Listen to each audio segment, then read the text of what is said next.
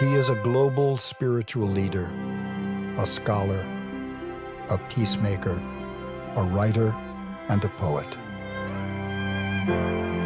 Revered worldwide for his teachings on mindfulness, he remains a humble Buddhist monk, most at home in the stillness of nature, surrounded by his community.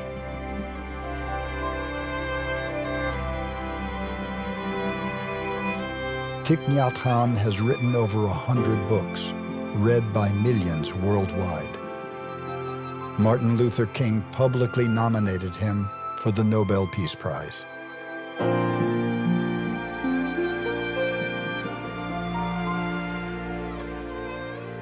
But how did this unassuming seeker from central Vietnam confront the horrors of war and emerge as a spiritual pioneer, bringing the Buddha's teachings to the West to become a force for change in the world?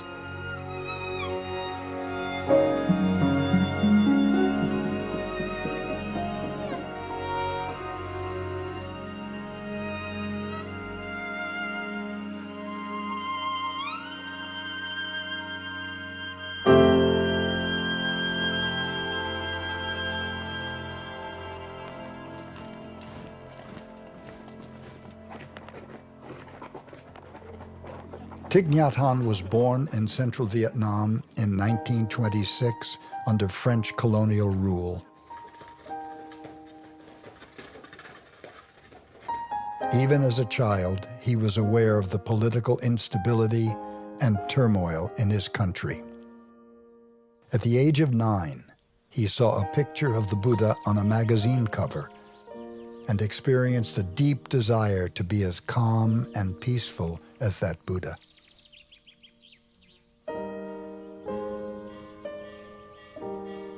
When he was 16, he became a novice monk at Tu Hu Temple in the imperial city of Hue.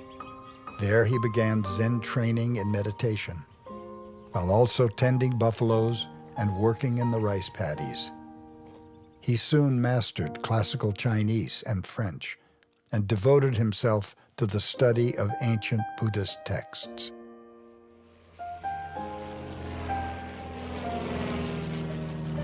He lived through the Japanese occupation and the Great Famine that followed. Whilst many of his peers turned to foreign ideologies and violence, he was determined to find another way to liberate his people from suffering. Buddhism was very old when I grew up, and yet I had the belief that if we can renew Buddhism, we can help many people. That is because I had learned in history that there were periods of time that Buddhism was able to help to restore peace. It's my conviction that if Buddhism could do that in the past, it can do that in the present moment if we know how to renew Buddhism, to make it a living tradition again. As a young monk, he took the name Nhat Hanh, meaning one action.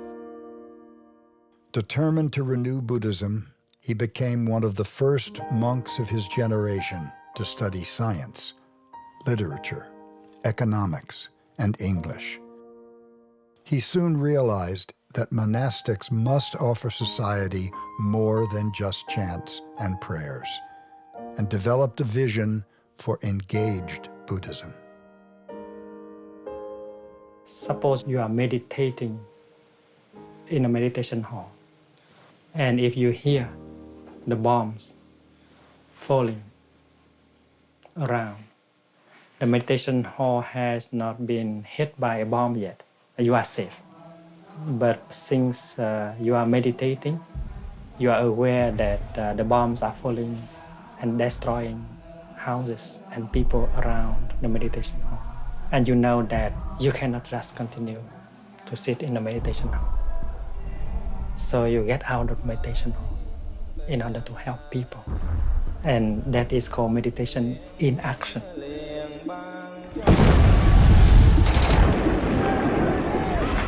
In 1954, as the communist North and anti-communist South vied for dominance, Vietnam was divided and violence raged.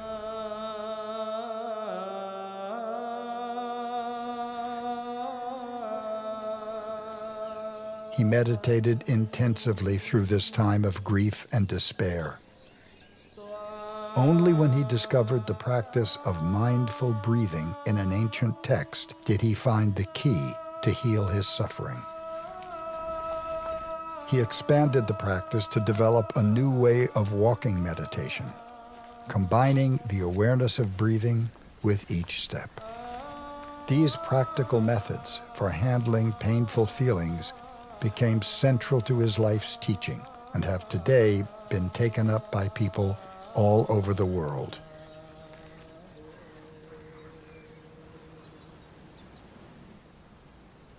He and his friends established a mountain refuge where they could restore their spirits. They called it Phuong Boi, fragrant palm leaves. They realized that only by coming together as a community, close to nature, could they resist the oppressive atmosphere of anger and despair and sustain their efforts to renew Buddhism.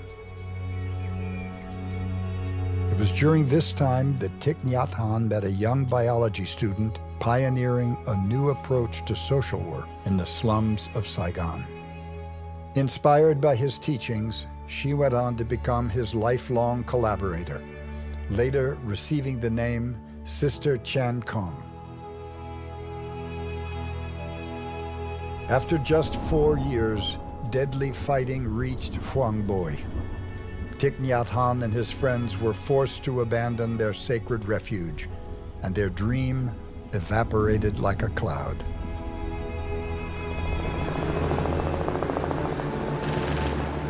In 1961, as the war continued, Thich Nhat Hanh traveled to study and teach at Princeton and Columbia universities in the United States.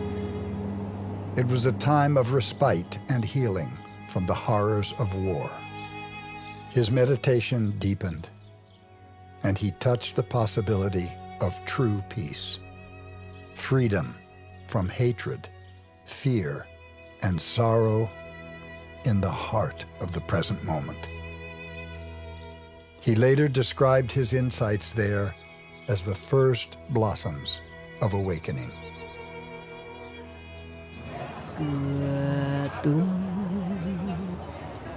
When South Vietnam's oppressive Diem regime was overthrown, Thich Nhat Hanh was called home to help guide the Buddhist peace movement. Soon he became a leading light in this non-violent third force that refused to take sides in the conflict. He and his colleagues founded a publishing house, a university, and a leading Buddhist journal which printed 50,000 copies every week. The journal reported on the protests and published his peace poems. They were taken up by well-known singers of the day and were sung in the streets. This is a poem I wrote during the Vietnam War. Tonight the moon and the stars bear witness. Let my homeland, let earth pray. For Vietnam, her deaths and fires, grief and blood. That Vietnam will rise from her suffering and become that soft new cradle for the Buddha to come. Let earth, my country, pray that once more the flower blooms. The radio of Saigon, the radio of Hanoi, the radio of Beijing begin to attack the poems because they are calling for peace. No one wants peace. They want to fight to the end. I have suffered a lot. I have known what is the war. I have seen brothers and sisters dying. And I myself escaped death in a very narrow way.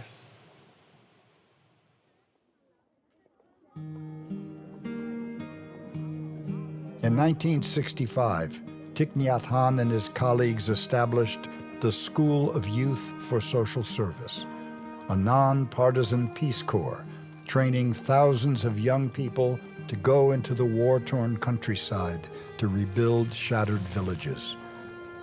But it was dangerous work, and several students were targeted and killed. We followed a program for rural development. We created community schools in villages. We work with orphans, war victims, and I can say that we learned from many teachers, and among these teachers, our own suffering, our own difficult situations.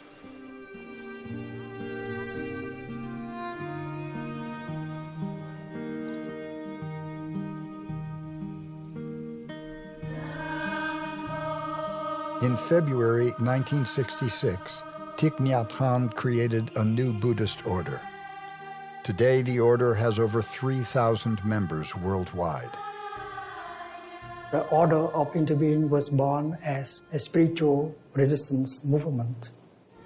And it is based completely on the teaching of the Buddha. And if you read the first mindfulness training, you know that this is the practice of non-attachment to views, freedom from all ideologies. This is a direct answer to the war. The first mindfulness training, aware of the suffering created by fanaticism and intolerance. We are determined not to be idolatrous about or bound to any doctrine, theory, or ideology, even Buddhist ones. This is the lion's roar.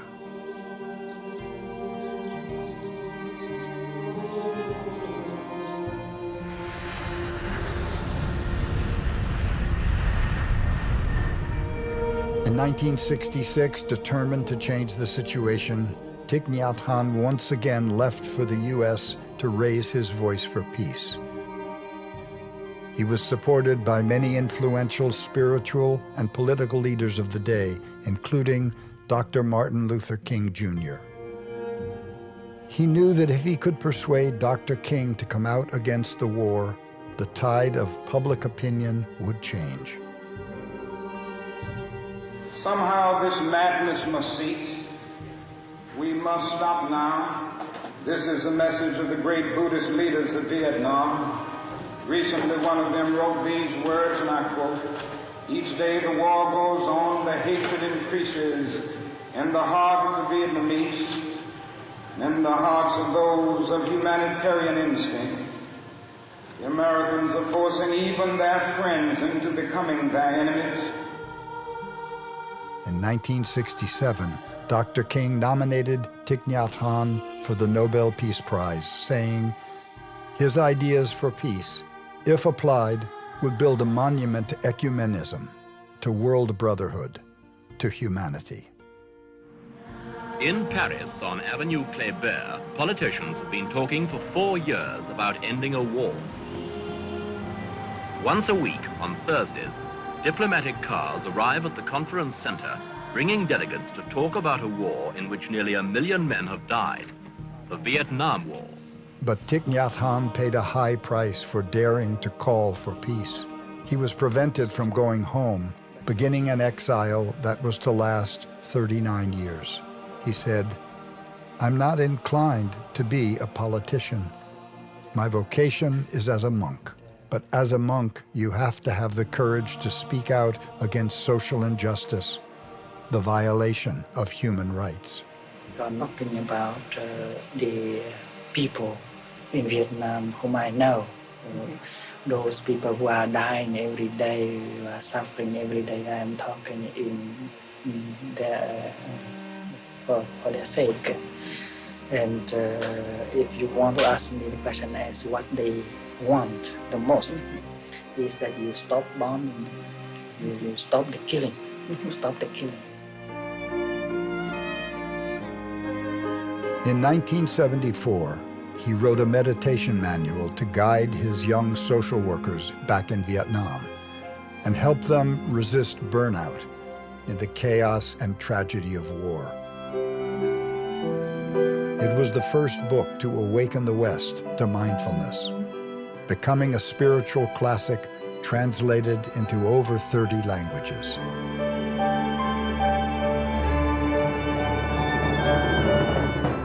By 1978, the plight of Vietnamese refugees fleeing the communist regime had become a major humanitarian crisis. In Singapore, Thich Nhat Hanh and Sister Chan Kong rented 2 ships and rescued hundreds from the high seas.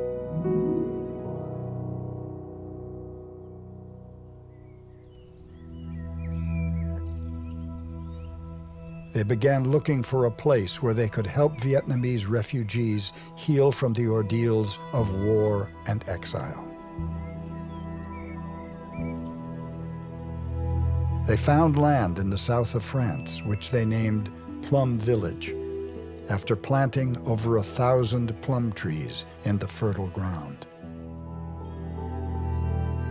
Word spread that Plum Village was a place to deepen meditation practice and receive the Zen master's direct guidance. Intellectuals, artists, social workers, and activists traveled there from around the world. He led retreats in America and Europe and nurtured many of today's leading mindfulness teachers, pioneering a new way of communicating Buddhist teachings. You walk, you do it as if you are the happiest person in the world. And if you can do that, you succeed in walking meditation.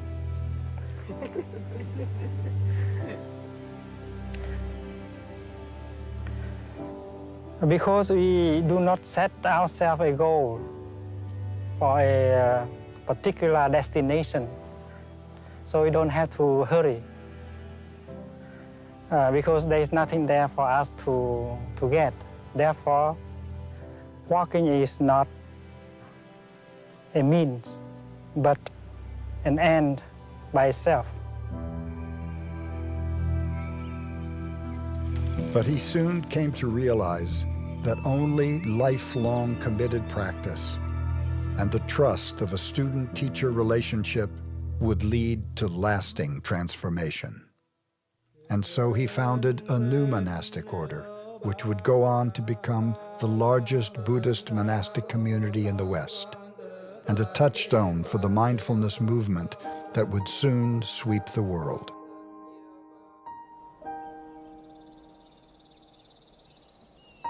Responding to the growing demand for his teaching and practice, by the early 2000s, the Zen master had established monasteries in Southern California and New York State. These were followed by centers in Vietnam, Mississippi, Paris, and Germany, and later in Hong Kong, Thailand, and Australia. He saw that in order to transform violence and fanaticism around the world, we would need to come together as brothers and sisters in the human family and learn the art of cultivating peace. He understood the potential for collective meditation practice to help transform the alienation and loneliness of the modern world. His retreats grew from groups of tens of people to international gatherings of thousands.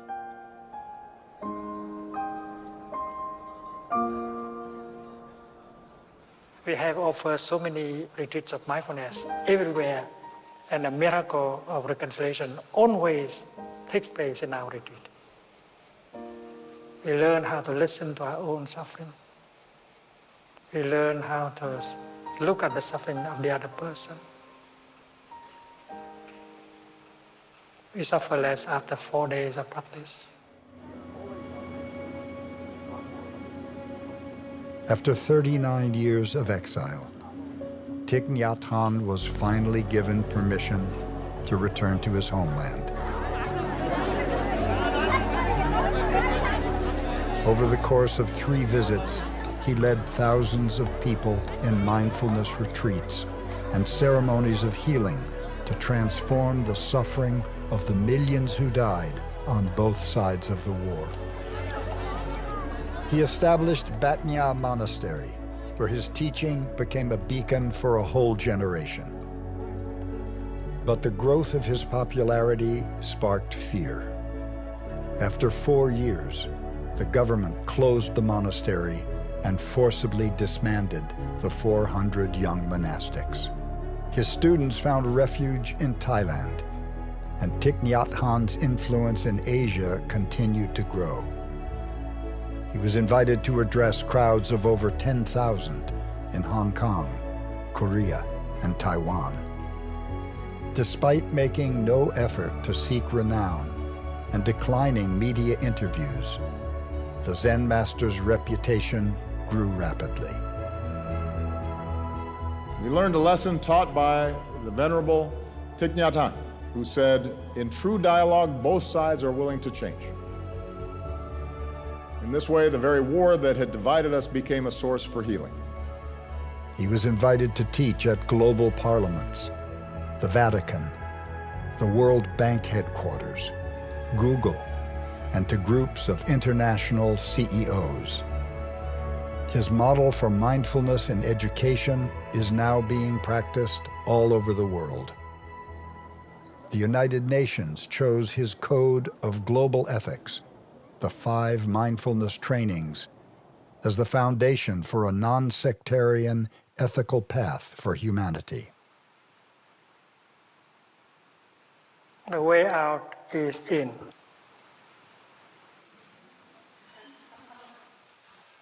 Go back to oneself and take care of oneself. Learning how to generate a feeling of joy, learning how to generate a feeling of happiness, learning how to handle a painful feeling, a painful emotions, listening to the suffering, allowed understanding and compassion to be born and suffer less. In his 89th year, Thich Nhat Hanh suffered a major stroke. Undaunted, his spirit undiminished by physical adversity, he did not give up on life or his vision for the future. He chose to use the last chapter of his life to return to Tu Hieu Temple in Vietnam and connect his global following with their roots.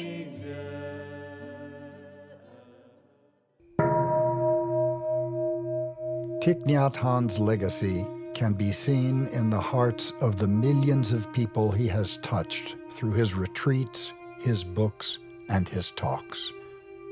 People who have learned to transform their anger, fear, and despair.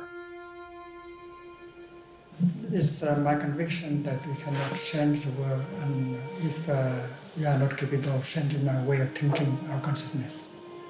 That is why collective change in our way of thinking, our way of seeing things is very crucial.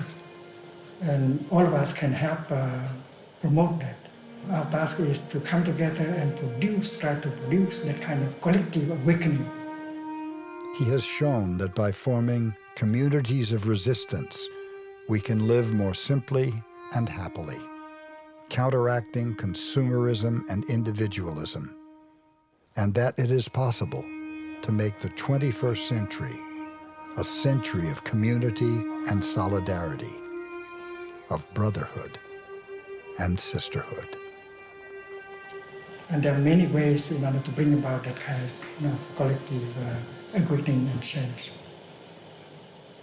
And that is why to learn to change our way of daily life so that there is more mindfulness, more peace, more love is very urgent. And we can do that beginning now, today.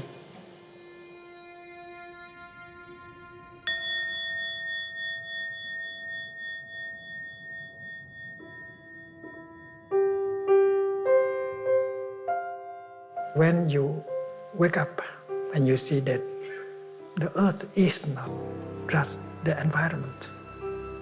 The earth is in you. You are the earth. You touch the nature of interbeing. At that moment, you can have real communication with the earth.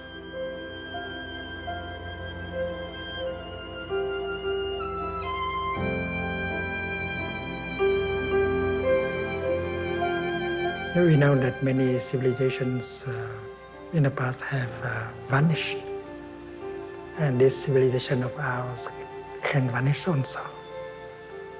We need a real awakening, a real enlightenment. We have to change our way of thinking and seeing things, and this is possible. And our century should be a century of spirituality. Whether we can survive or not depends on it.